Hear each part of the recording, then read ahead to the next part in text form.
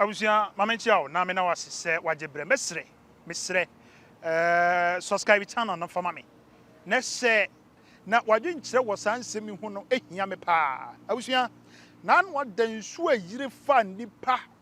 ewa kra the news aye tete kura ne se enipa be for kra to na no wonse do yet to confirm but wo hwa eyade ha adwen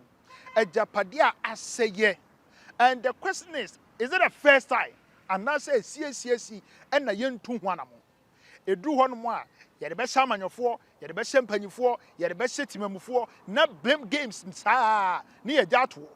se nsuo ne jato a ne ye ja ho asem ka na mo nsuo ne sha se to a ne ya sha se blame manfo e ya de ha dwe na twe man ye yoko akiri because abraba obi abo no kakra one day nsuo asem because of enipa be dwuma o man ye ne yi abusia bia me gina sisi eye Ashanti Mantemu de chem so pe na me gina na bia me gina utwa nsuo from Crofrom to airport runabout utwa nsuo bridge way na nsuo we ya na okwa airport runabout ye just be some on nantia be 2 minutes 1 minute no airport runabout na abusia eyade ana anwa de nsuo etoye nsuo airport runabout eziri area ha me gina nyina eziri na ye ne manfo eteben ha akasa na nsemo mo kan areho eya me ni sister ba wo kasa wo se wo no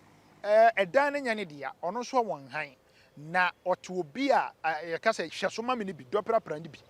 na ono onim se ba bi o mo tin ehu anko nya wo betu afiri ha nanso sikasem ye bekwa kwotie sansem na ebia wo moa bi na opese o de boa sa sister no so a mesere boa no because mama asem ensi wie ya bomode awura dem ho akohwe dem ho ha wansuo twice tie na abusia bigira wo no ba bi o mo kire ye na ensuo no line da no ededa meboso areho ye bisa se wona ma bidding permit na manfo sisi dan wo nsuo ho wona ma permit ema manfo di container esisi kwan nsu kwan mu na eyiri manfo ehwere modwapade sei no eya na edien. And the question is, what can be said? I has a drum maybe no betin suoni mu a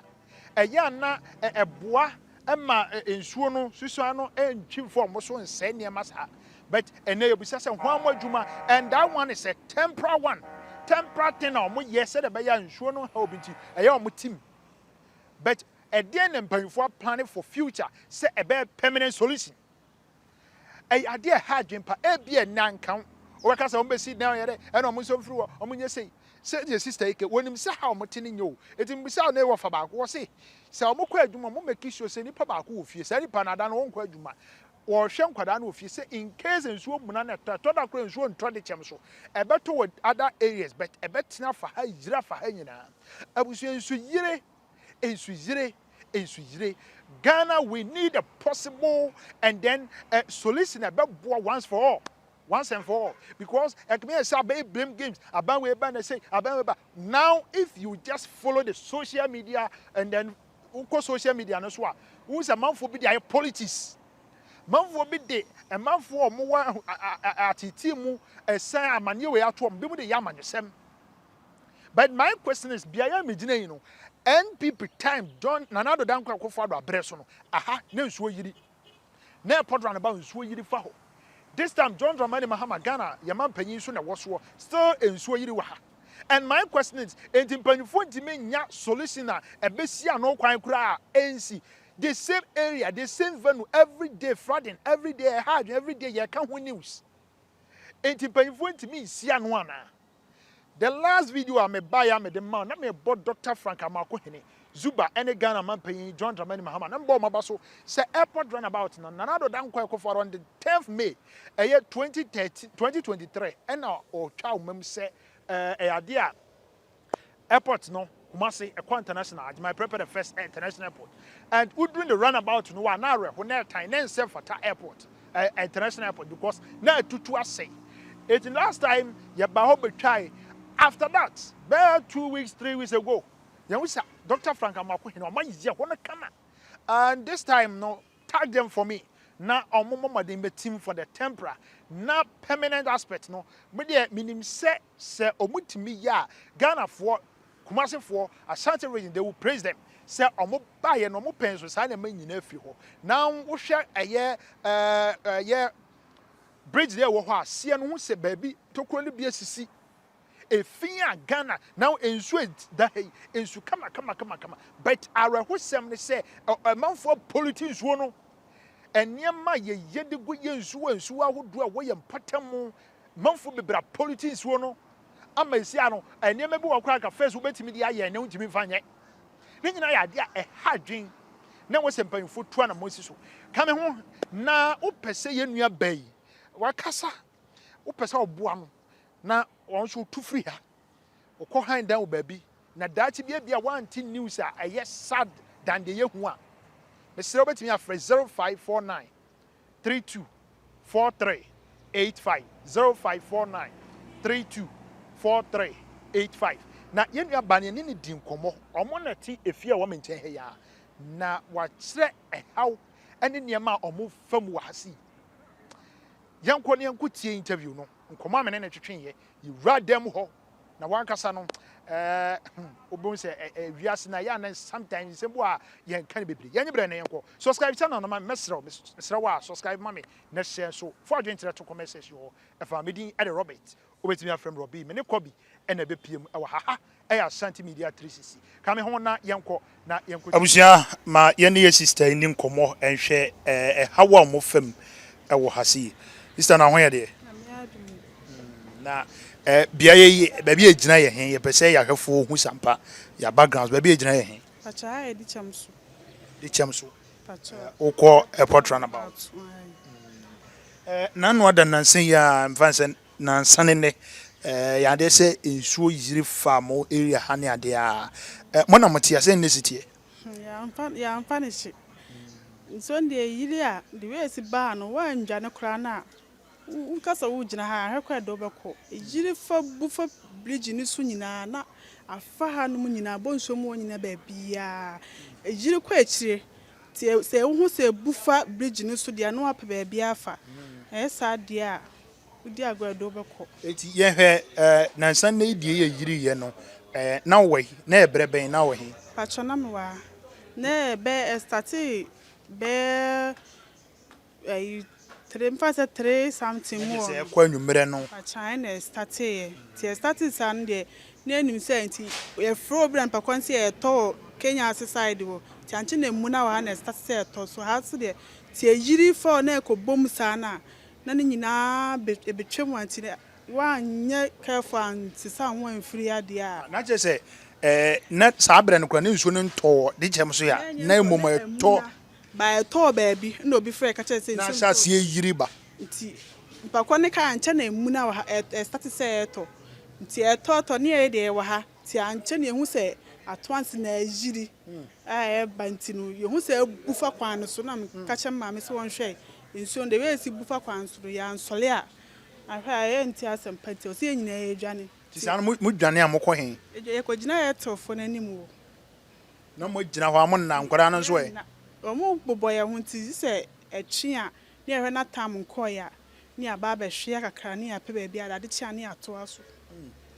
ma hu se mo ye steps anka ebe broken show ma ne nwura ho ba se na timi wura ba bia gina nyina tra ha wura ho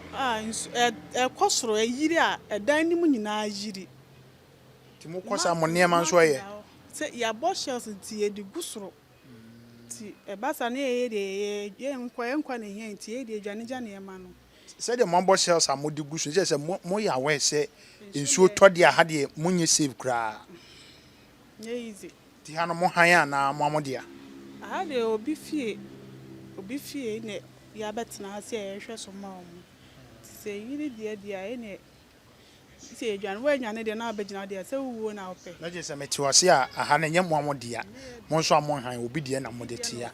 na mo hwe se de mo ne ma se ne ade na mo mpe be foforo nko ana se skasem ti egusu nti se enye bi de e be free ase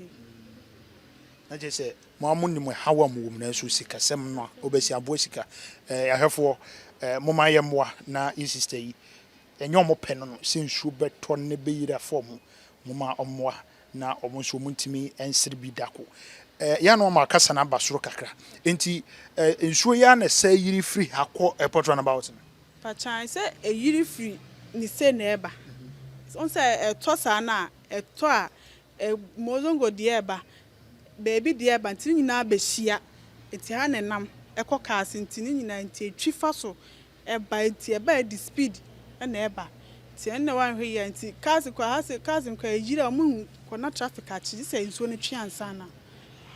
Na uhuni sɛ ɛyɛ nsuo no kwan no ne sua anaasɛ uhuni sɛ ɛdeɛn ne timi ɛyiri de fa hasa no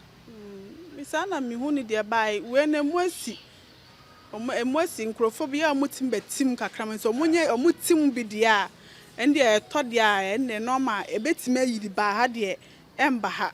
ba de beto na ebegu ano ene bi ebeba soro kakra bi ti se nya atwe de a ha de ntwe a enbra inside ya ba we na moasi ti omuntinta ya de se ko mutim de a inde kan so no yiri se de nkwa na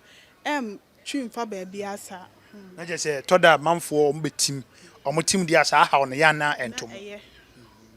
ene na yɛbɛsrɛ panyifo nso sɛ entimu na hia because afi ne yɛbɛkɔ June July nsuo no ne kɛseɛ pa na afi ne bɛtɔ enti sɛ de da bia no yɛmɛfa news na asɛ ɛhaw ne atete sam ne adenti panyifo yɛbɛsrɛ sɛ muntu sa na mo no moa na entimu na mobɛti aboa muntim wei ɛyɛ dichem so wokɔ airport runabout no ensu kɛseɛ da hɔ asɛm ne yɛkan na yenua ban nsu tie a ɔno ahu sɛ baabi a wɔ no ehu sɛ ɔda na dwumpo bɛɛ dɔnko no mienu 2 am ne nsu ekɔyire a ɔbɛɛ ne dai ɔwɔ nkɔda nso ɛnyɛ ɔno nso nko na wɔ ha enti ɔkyerɛ sɛ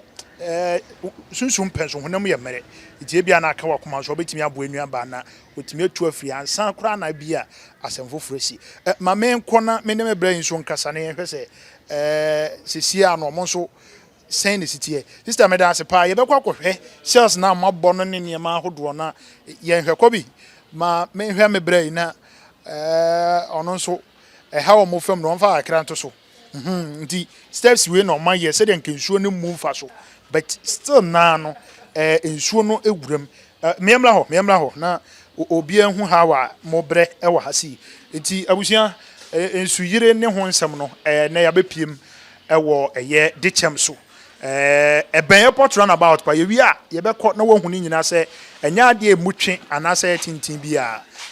na obi bia so atimi ahu enti abusua blam pacha bla Alaj, salam alaikum. Wa alaikum salam. Na apumbo ko die. Ya me ase o. Ye ba ha ye hu mo ha wo ne nsem awodo amoka. O na oti ase na siti nsuo to a se na siti wa. Ne me wo fa ase ne di kan ye no. Sa se nsuo na ba na ebehia. Nti we ba o yiriba. We nsuo ba o yiriba. Nti yiri sa no na tena ko airport runabout. Na yiri ba ha ina sana situation. Ti mo amoti ano ya na etisen atete ensuo yamu na wo adwene na yese wo ye alert se yese be yire na wa ye ne enti na chese obi wa akoma dan kenken so katapeni ade a wo bompa se nsuo nto no aha de nsuo to ana yem hihye yem hihye pa tambia ye de gota ne na ehwe ti gota ne yese kosoro a yese yi nkola ni na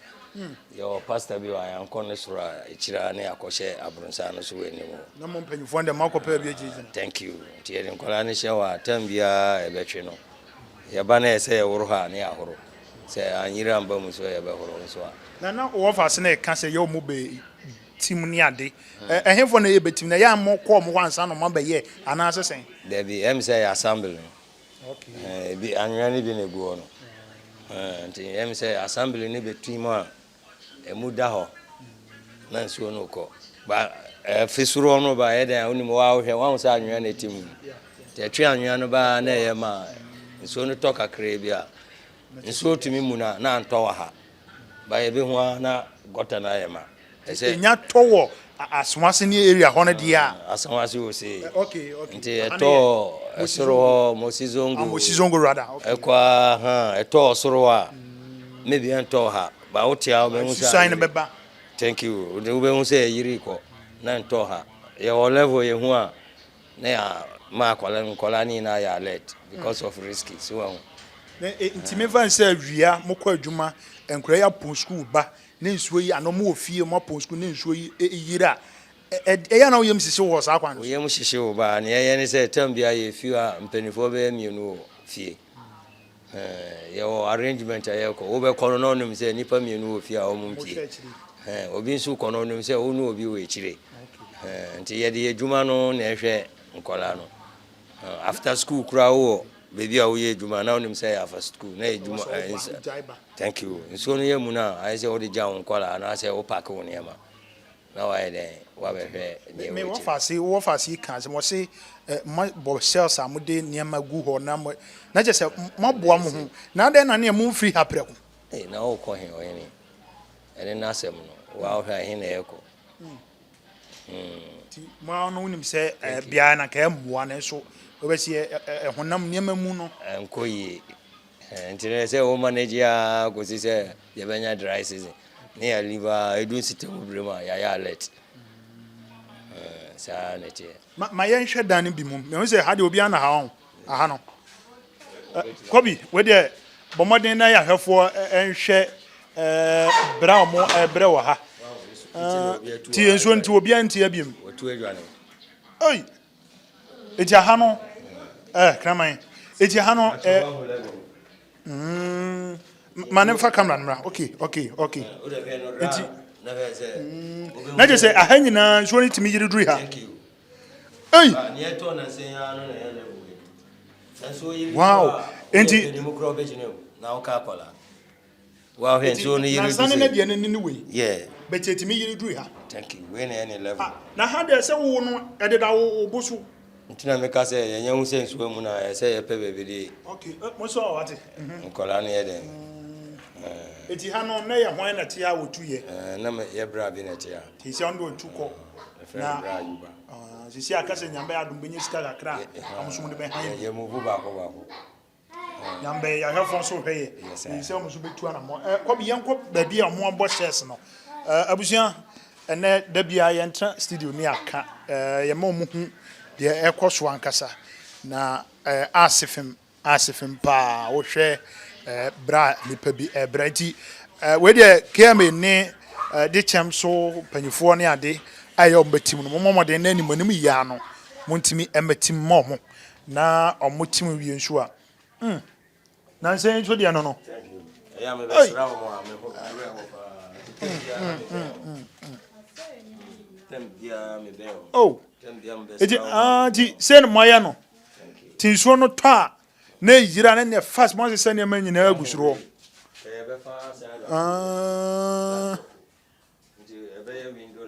okay na nsuo na ta for ma na nsuo gira mu sa no fo na ya omoboa o adipa hu hia ne niam bia o to a ade se o dofo bia on ben nsuo no na o da kosi ni ho na je se wo to ade akura mfa se wo to nkonya ne ade akura wuti mfa ma ha we na de besia awusia enema ha ensem ha pa na ne fiewura no mo ne na kasa wa hu situation no onim ne nyina nti wonde o ma ha on ta besra e ma nya de diasa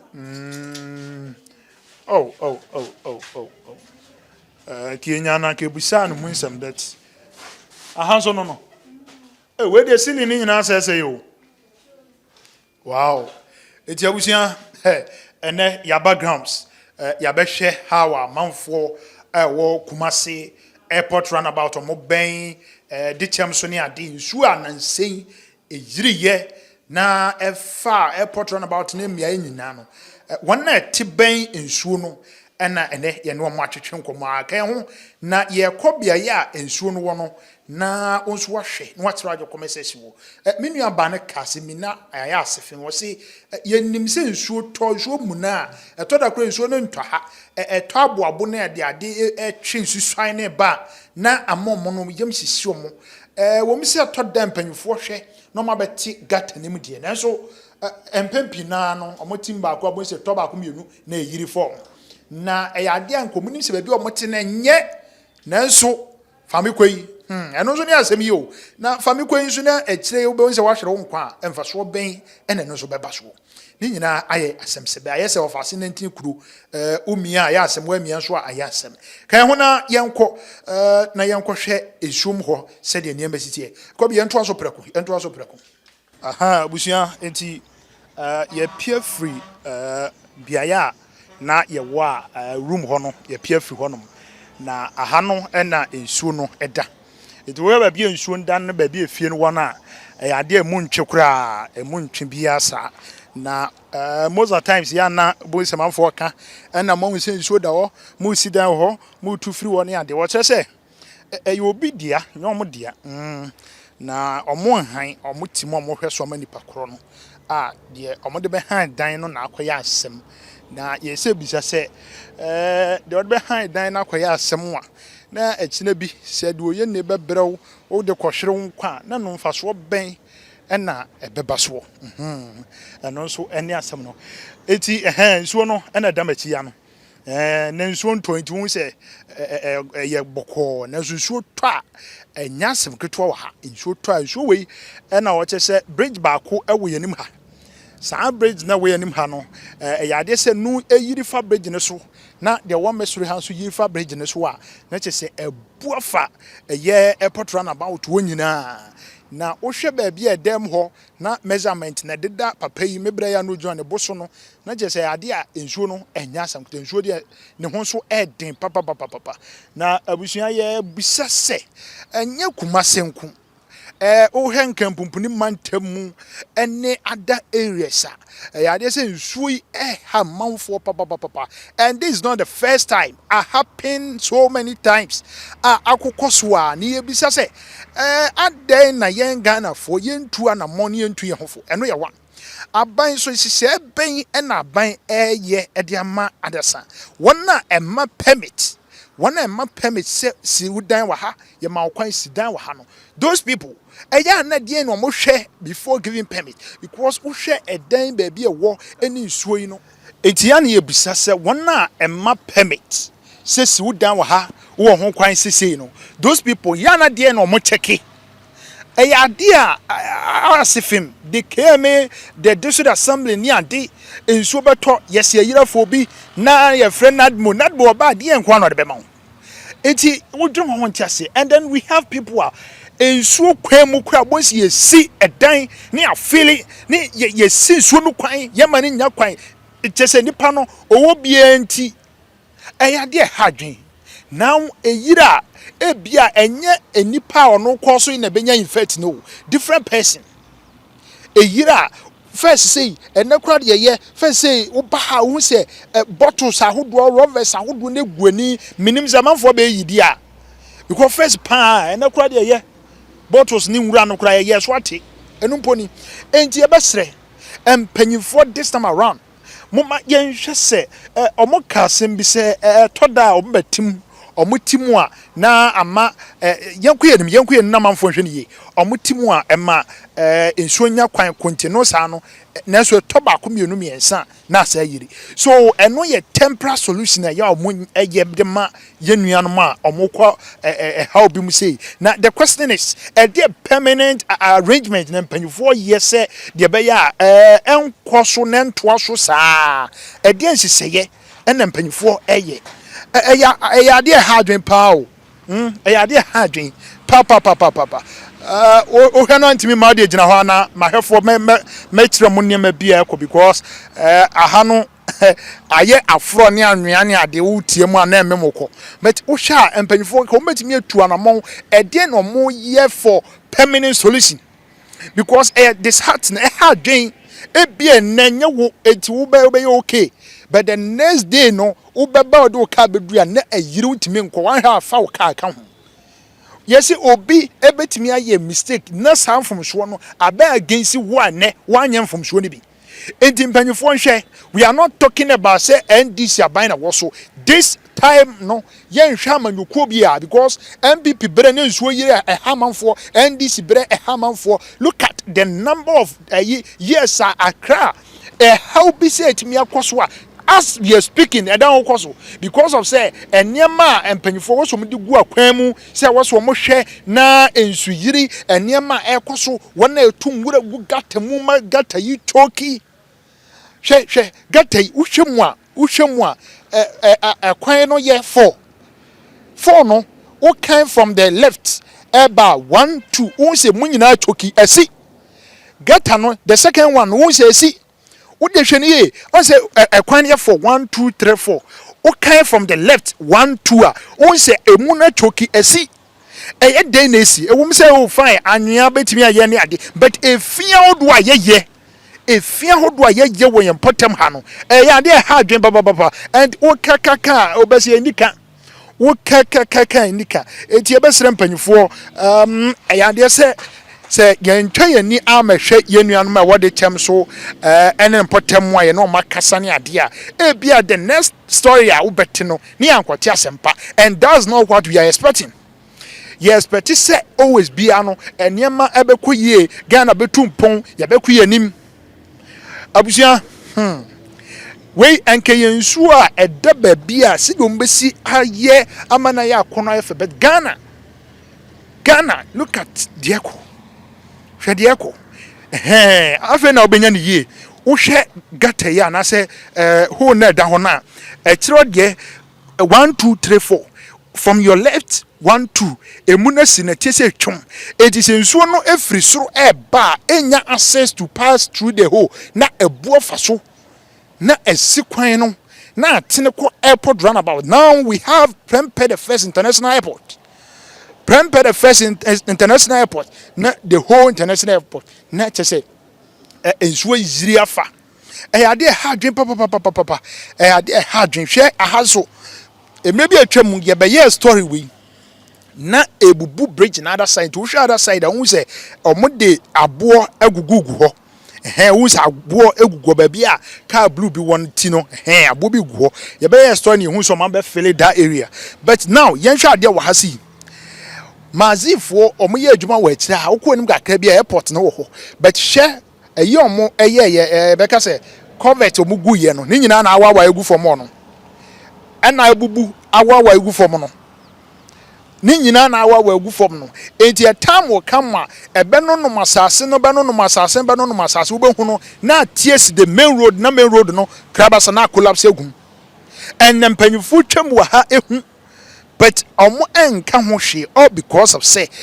empra obi eni ewu ene ba bia abegine efie ne manfo enu omodi nkomoyi senka ya ade se obi efiri mu na sebi brother sa BBC at the boni serious ka bon se the convoy the brofo kese and komo granting interviews awodo all because of say arehoaba by a far omo ho na omo pega omo ne magu suru de obi anka ho hwe mesre mumma yentu na mumma yenhu enkase yehu yanka because idea there are many cases with people say enye this time around John Dramani Mahama Dr. Franka Mako Hinete so any Zuba Teso na esi no last year 2024 2023 2022 so many years ago nasa how we were so mpanyifo solve it. We are not talking about the current government. They come the past and the current you know was some ye bibi it was some ye bibi at the phone mini abano omo kasem bi se yenim se hanunsuo mu na gisi dwane ko baby but se ye benya baby a obi bese ye bedi sika kwakọ han Ghana kwan ye fa so han dan wa ha 2 years wa do 6,000 I say gre ni pay gra no 10,000 Ghana kwa wonya bi da 1,000 cities won hu bi da and I said 10 million kwa won hu bi do by 6,000 yes 2 years yes 1 year say 80 years no ya na manfo dan high ni ade. That's why former President John Ejekun Kufuor at the affordable housing by now the affordable housing you know are changing totally. I wouldn't sika wuntimi enya affordable housing ni bi high pon wato ni nyina ya de wo sempanyfo enhwe na work and housing monhwe sane mani ye rent control monhwe sane mani ye mumma emrantie gwabontin streetism omona bontin omunya ba bi na di nyina dodo na agina dan han hawa Ghana system ne tie and it's very bad enye emwa ma youth no obosi afi na baby otimi nya you know what this how they akwatena ba bi so enye ma ekoso no eya na no den na yenim se empanyifo betie na so pem no matu ho na mo ene ye de aprobo no bepiem de chem so ensu a nanu ada etoye na krofrom di chem so rather eyiri fa afia hodo na airport runabout won so eyiri fa ho no eno nene yetimi abomoden amamode courage any manfo wa around bi akasa ye from Robert obetimi from Robbie me wo Ashanti Media 360 say o pinch mu na pay number is 0549 32 43 85 ofra you know bedi nkomo bia opese obeboa ma ye ya ni nyina no ye betimi aboa ma omo so matimi afri ha me ne me champion me editor me cameraman Kobi ena bepiem was ye gu so edit pro bono ma wa na yade a sometimes ya na nyema ha pa